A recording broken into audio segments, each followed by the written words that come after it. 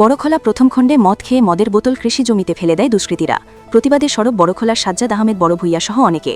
ঘটনার বিবরণে জানা গেছে, বড়খলা প্রথম খণ্ড বড়খলা কাশীপুর সড়কের পাশে থাকা কৃষি জমিতে মদের বোতল প্রায় সময় ফেলে দেয় দুষ্কৃতীরা। এতে বেশ বেকায়দায় পড়তে হয় কৃষকদের। কৃষি জমি চাষ করতে গিয়ে প্রায় সময় হাত পা কেটে যায়।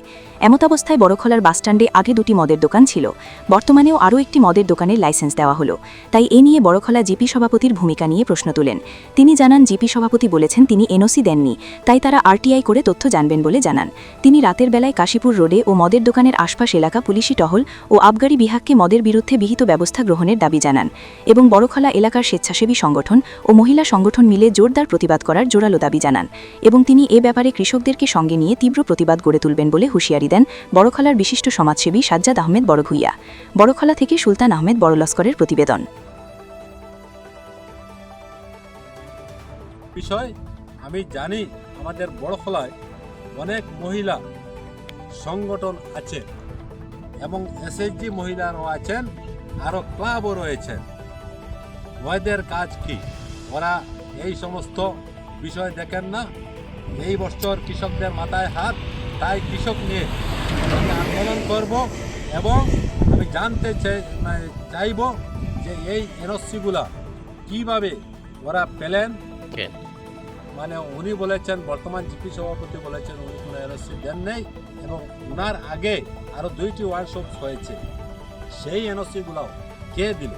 হ্যাঁ, এটা আমরা কৃষকরা আজকে সকালে আমরা মিটিং করেছি, আমরা আরটিআই মারফত এটা আমরা জানবো এবং এটা লইয়ে আন্দোলন করব। আজকে জারিতলায় দেখা যায় অনেক ওয়ার্কশপসের লাইসেন্স মানে মহিলারা মানে ক্যান্ডেল জ্বালিয়ে ওরা আন্দোলন করে এখানে জারিতলায় কোনো ওয়ার্কশপ দিতে দিচ্ছেন না, ওরা ধরে। এবং আমাদের মহিলা সমিতি যারা আছেন ওরা আজকে 3টা ওয়ার্কশপ হয়ে গিয়েছে, আমি পরস্পর শুনেছি আরও 2টা ওয়ার্কশপসের বড়খলায় লাইসেন্স দৌড়ঝাঁপ চলছে। তাহার আমি ধিক্কার জানাচ্ছি এবং সেই বড়খলায় প্রথম খণ্ডে খালি মদের দোকান আর মদের দোকান, ওটাই কি উন্নয়ন? ভবিষ্যৎ যারা কচিকাঁচা শিশু আছেন এরা ভবিষ্যতে বিরাট একটা বাধার সৃষ্টি হয়ে দাঁড়াবে। তাই আমি এটা নিয়ে আন্দোলন শুরু করছি।